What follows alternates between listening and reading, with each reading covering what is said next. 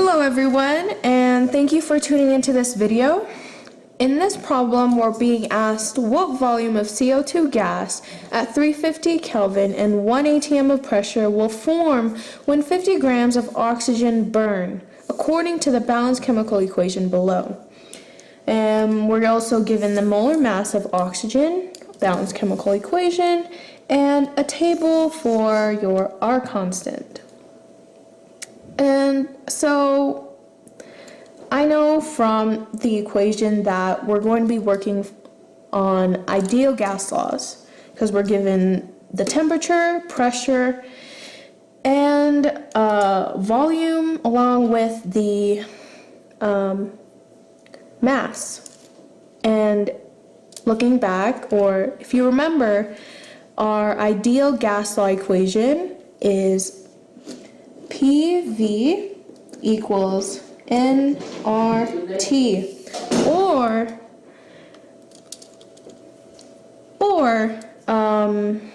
Pevnert. So in the equation, we're given our temperature. T is 350 Kelvin. Our pressure is 1 atm.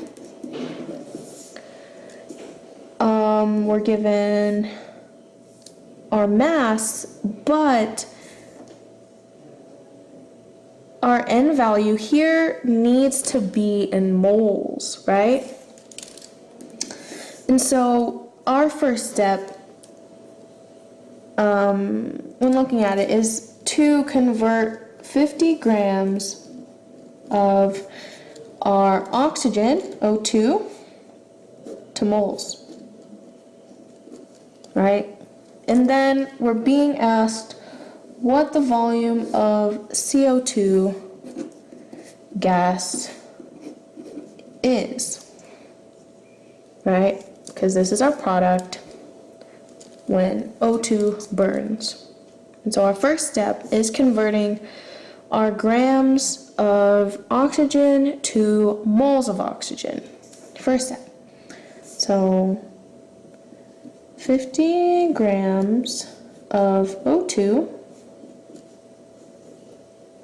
and we're given the molar mass in our equation here, so I can just plug that in, times 31.998 grams per 1 mole of O2. You would take your calculator, 50 divided by 31.998, and that gives you 1.56 moles of oxygen. And it's be careful to keep in mind that this is moles of oxygen, and our equation is asking us the volume of CO2. And so how would you convert, oxygen to CO2? And you would use your balanced chemical equation here. And so this gives you the molar relationship between oxygen and CO2. Oxygen being your reactant and CO2 being your product, right? And so for every 5 moles of oxygen being used up in your reaction, you create 3 moles of CO2 gas molecules in your product. And so for our oxygen to cancel, keep in mind this is moles, we would write out 5 moles of O2 makes up 3 moles of CO2.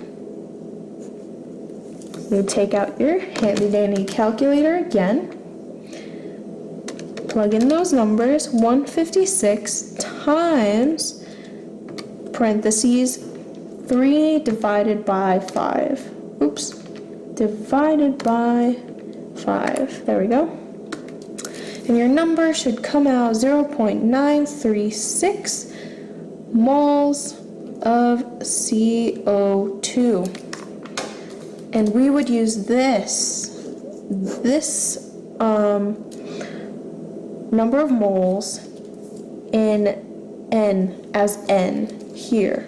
So I would write that 0.936 moles of CO2, right? And I did mention earlier that P is our pressure, V is our volume, N is our number of moles, R is our ideal gas law constant, and T is our temperature.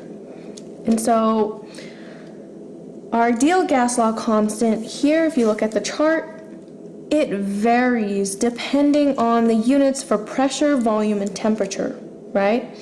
And so in this case, in our case, we have ATM, Kelvin, and moles along with our volume, right? And so which one out of the list that we have here uses all four of these units?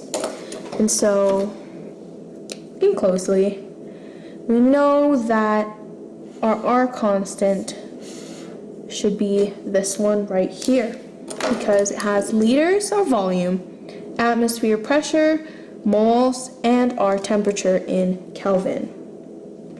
And so our R value would be 0.0821 liters times ATM over moles times Kelvin.